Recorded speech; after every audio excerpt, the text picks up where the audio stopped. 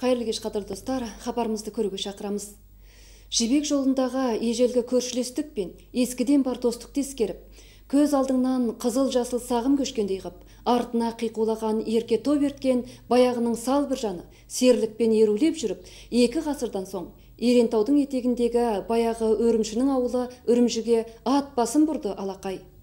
Біржан Сал көркем фильмі «Мен қазақпын» деген ұлттық мақтанышыңа сеніміңді лаулата түсіп, масаттандырады.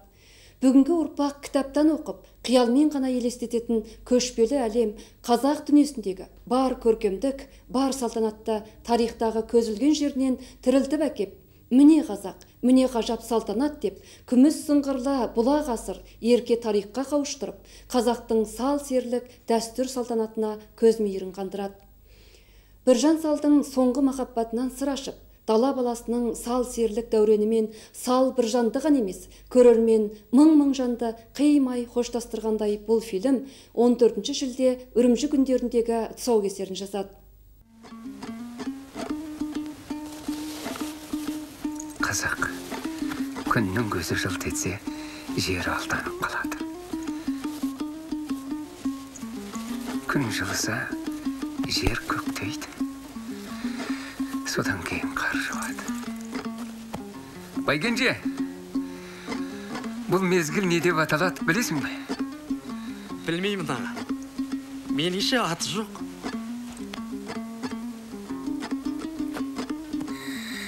Бұл мезам көк деп аталады.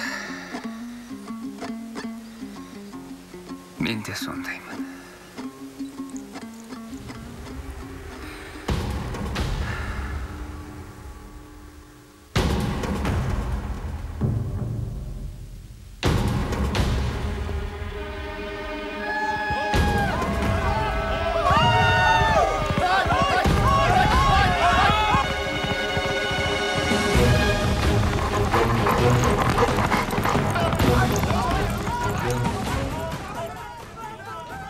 Осы бір көркем кинофильм кескінге алыныпты деген хабар ел құлағын елеңдеткелі 2 жылдан асып бара жатқан. Әуелі қашан көреміз деп тағатымыз таусыла, сарғая күткенімізде аз емес болатын. Міне сол аңсаған сәт ізгі арманның іске асар шағы. Үстегі жылы 14 шілде Үрімжі қаласында басталды. Осы күні Шинжаң радио кино телевизия мекемесінің жиын залында Қазақстан кинофильмі Біржан Салдың Үрімжідегі тұңғыш қойылымы жөніндегі әңгіме мәжілісіне автономиялы районының қатысты басшылары, кино саласындағы мамандар, қаламгерлер және Біржан Сал кинофильмінің бас әртісі, режиссері, Қазақстанның халық артисі актер Досқан Жолжақсынов, киноның сценариясын жазған жазушы Таласбек Әсемқұлов қатарлы сыйлы қонақтар қатынасты. Жиналысты автономиялы райондық партком үгіт бөлімінің орынбасар бастығы Мамыт Тоймолұлы басқарды. Менің алдымен автономиялы райондық партком үгіт бөлімі және автономиялы райондық шетелдермен мәдениет алмастыру қоғамы атынан Қазақстаннан келген Досқан ағай қатарлы уәкілдердің Шинжаңға келіп мәдениет алмастыруға қатысқандығын шын жүректен қарсы аламын. Әрі осы ретте Қазақстан уәкілдер үйірмесінің Шинжаңға келіп Джунго Шинжаң мәдениет алмастыру жүйелін кино саласындағы істестікке жаңа егерлеген алда күшейту үшін істеген құлшыныстарына шын жүректен рахмет айтамын.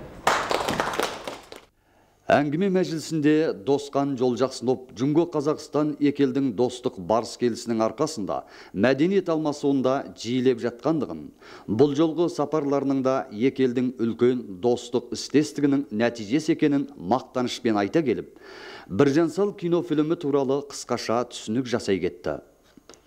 Автономия районымыздағы кино саласының жанкүйерлері, қаламгерлер, аудармашылар да өз ойларын тартымды ұсыныс пікірлерін ортаға салды.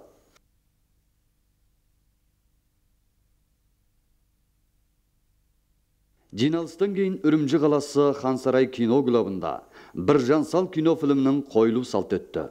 Салтқа Автономия райондық партком үгіт бөлімінің орынбасар бастығы Хуханмен қатынасып қарсы алу сөзін сөйлеп, Біржан Сал киносының Үрімжіде қойылуы Жүнгөмен Қазақстан елінің мәдениет ауыз-күйісінің дами түскендігінің тағы бір айғақ екенін атап өтті. Қойылу салтына Үрімжі қаласындағы әр саланың көрермендері қатынасты. Көлбайдың дәмі тартқан екен. Жұбай бұйыртса, Ақкөбек сұлудың қолынан шай ішетін болды. Ал жігіттер, шап, қапыда қалмасын, хабар бер.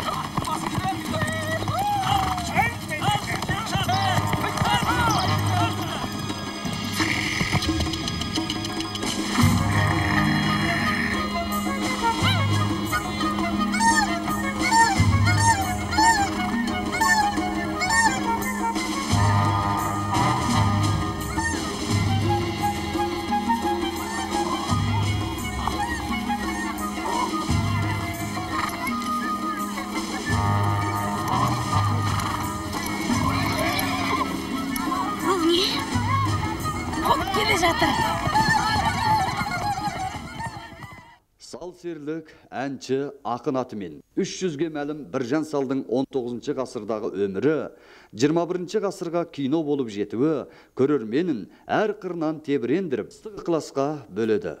Мен бұрын фильмді көрмеген, бірақ анау диске таратылып жүрген дискелерін көрген. Бүгін нақ толығымен көрдім. Мен өзімден де осы кино саласында жұмыс жасағалы бұрғанша жылдың жүзі болып жатыр ғой. Десе де бұлардың мына жақынғы жылдардан бері Қазақстан түсіріп жатқан фильмдерінің ішіндегі өресі ең биік, өте ұлттық дәстүрге бай, өте тамаша түсірілген фильм екен. Біржан Салдың өзінің туған жері, туған елінен барып алған екен, фильмді түсіруге де бұған Досқан ерекше күш шығарған екен.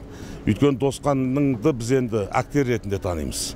Бұл кісі қызды айтып отыр, бағана 48 фильмге актер болып түскен. Оның үстіне мынау жастар театрының бастығы болған.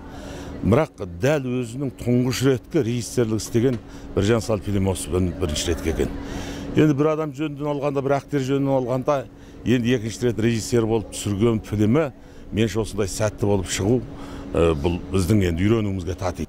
Өте әсерленіп шықтық. Сал-сері мәдениеті біздің ұлтымыздағы ең жан-жақтылы, өзінің сахаралық рухын сақтаған, сахаралық салтанатымен өте бір ұлағатты мәдениет. Осы мәдениет туралы кешеге дейін келді дегенімізбен бүгінгі тұрмыста үзіліс болып жатыр.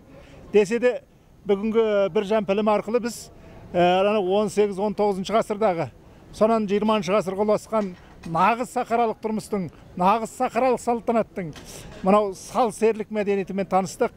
Бүгінгі фильм Біржан рухы арқылы адам рухын, яғни сахаралық рухты үгіттейтін өте тамаша бір фильм болған екен деген ұғымдамын. Қою салтынан кейін режиссері Досқан Жолжақсынов, сценарийсі Таласбек Әсемқұлов пен арнайы әңгімеде болып, Біржан Сал киносын ішкерлей түсінуге құлшындық. Біржан Сал кино фильмі біздің ел көрермендер жағынан ыстық ықыласқа бөленіп жатқан жайы бар. Енді аңызға айналып кеткен Біржан бабаны қайта тірілту, немесе соны 19 ғасырға қайталай сапар шегу оңайға соқпаған шығар. Дұрыс айтасың, інім. Бұл осы кісілер шын мәнінде қазақ үшін аңызға айналды. Бұл тақырыпты біздің алғанымыз жалпы сал-серілер өмірі бұған дейінгі кинода тартылмаған. Біржан Салда жалпы екі нәрсені нысана қалдық. Бұл біріншісі жаңағы Біржанның өзінің жеке тағдыры, оның асқақ өнері. Тура осы кезең орыс бекініс құрып, сол өңірге алғашқы келімсектердің келе бастаған кезеңі. Осымен ұштастыруды дұрыс көрдік. мысалға ең басында Біржан тобымен қуып келе жатқан қасқырды орыстың офицері атып түсіреді. Бұл кім дегенде, бұл сал серілер дейді. Келіп, халықтың айтуы көңілін көтеріп, сөйтіп жүреді, өздері еркін дейді. Ана қасқырды бірақ алмайды дейді. Неге? Бұлар тек бүркіт салып, тазымен ғана алып үйренген. Ана қан шыққан дүниені алмайды. Мылтық, оқ деген дүниені алмайды дейді. Мана қазақтың шұрайлы керемет тілі бар ғой, дархан. Соны енді қалай кіргізу керек? Сондықтан мен қазақтың ең керемет әгі сөздерінен жұмаржандарын тердік. Бұрынғы эпостарды оқыдым. Азаматқа деген құрмет әйелдің, ошаққа пана, еліне пана болған, елдің анасы болған. Ол жаңа ұрықтың ғана басы емес. Ол сол елдің анасы болып отыр, көрдіңіз бе?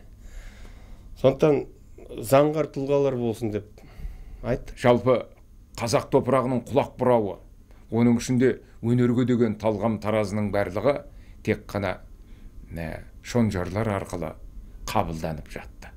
Халықтың сыңайы кете бастады.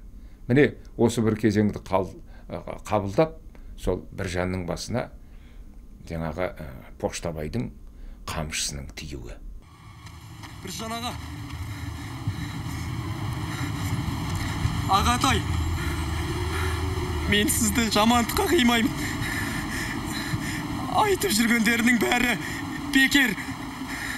Олай емес екенін жаныңызда жүрген мен білем ғой. Әлде бір әулегі Поштабайдың қамшысына бола. Бұл маған тиген қамшы емес. Сал серіған емес. Алаштың басынан да өрен өткен екен. Қайран. Бұралқыдай аяқ табақ жалаған. Сарай әнші. Сарай күйші етігімен төргіз олма деп қорқам. Шын өнердің бағланбасы табалдырықта қалама деп қорқам.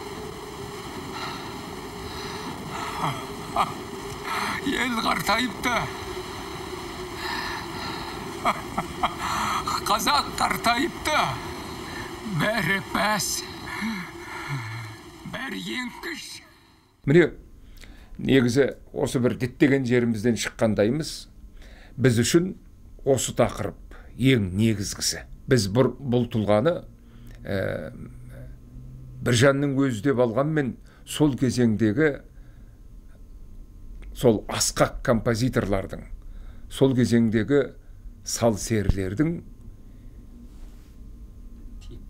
мына бейнесінің жиынтығы деп алдық. Кейде бір дерек екінші дерекке қайшы келіп жатады. Мысалға айтайық, кейіннен біз киноны жазып түсіріп болғаннан кейін ел ішінен кітаптар шығып, жаңағыдай қайшы деректер шықты. Бірақ енді біріншіден ол түсіріліп кеткен кейін, екіншіден бұл дерек шығарма емес, бұл көркем шығарма ғой. Көркем шығармада қиялға жол беріледі. Бізге оның бүкіл қанша әйел алғанын көрсетіп шарт емес біріншіден. Екіншіден ширықтыру керек. Драматургия деген болады кинода. Сондықтан үлкен бір қасірет тағдыр бейнесін жасау керек болды.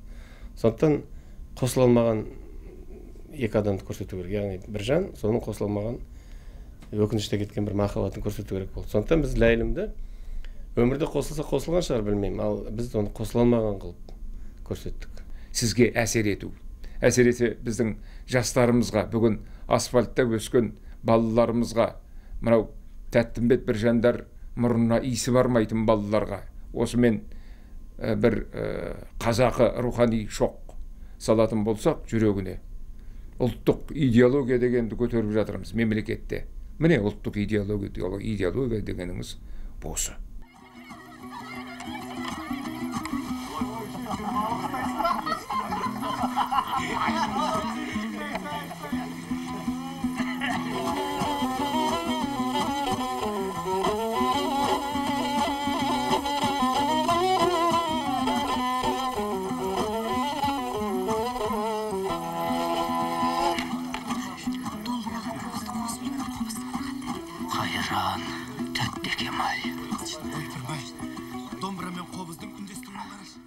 Мысалы, мынау Әпіш Біржанның аяғын жуады. әңгімесін айтып отырып. Аттан түсіріп алады. Ол қорққанынан емес.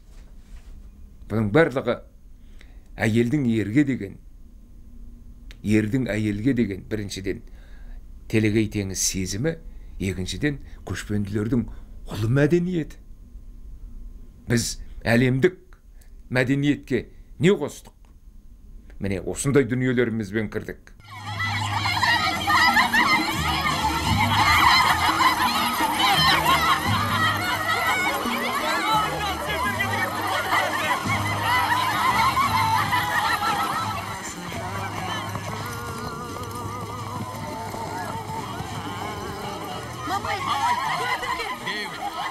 Сал осындай Мен досы бергі жайға. Ассалаумағалейкум бір шанаға.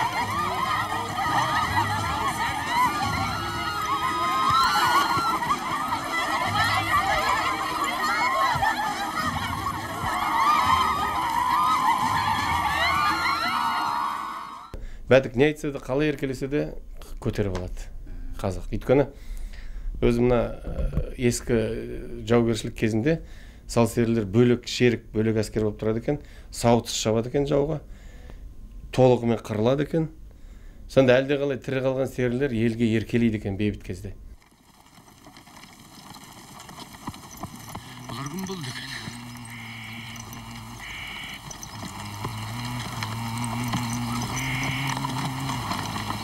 Қаяр көбейсін?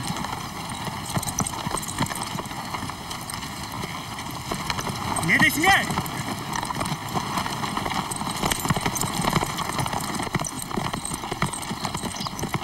Не оттап тұрсың әй сен айстап? Әй кәрі, бұл бәдік емес пе? Ағатайым өліп жатқанда бұл не мазақ? Әй жетесіз неме, бәдіктің көңіл айты осылай болады. Әй қарақтарым ай, өлімнің үстінде кезескенімізді қараш. Әншейінде шақырса келтіре алмайтын құда көдіңдер. Қазанның артын қайырлы қылсын баба. Айтқаның келсін балам, айтқаның келсін.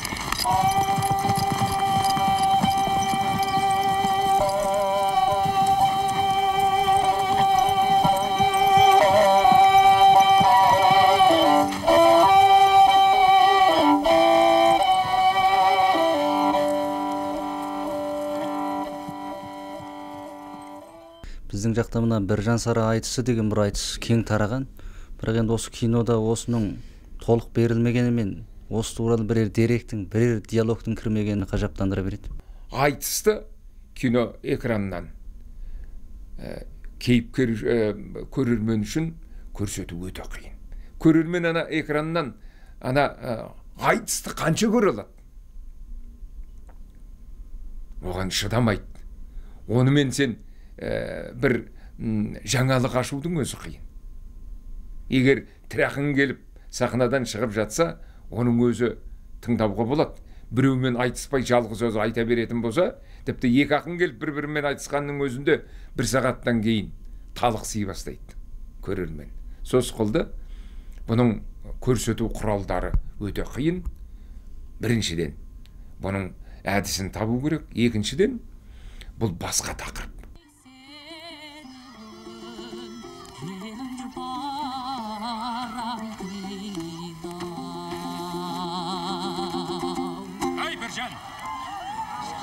Жұртты дүрліктірмей қоя тұр. Кешке ұлықтың алдында келелі қылып әнін айтсын дейді. Азнабай. Әй кешке, осы сөзді сен маған айтып тұрсың ба? Көзіңді шел басқан бәлде түнемел қымыз ішкенсің бе? Мына сенің көзің шел басқан. Айтып бар Азнабайға. Ұлықтың алдында өзі келелі қылып ән салып берсін де.